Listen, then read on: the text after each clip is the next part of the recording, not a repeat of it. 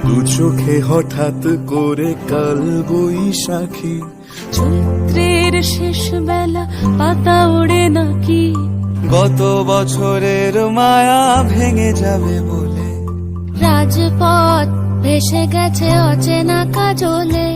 দু চোখে হঠাৎ করে কাল বৈশাখী, চৈত্রের শেষ বেলা পাতা ওড়ে নাকি,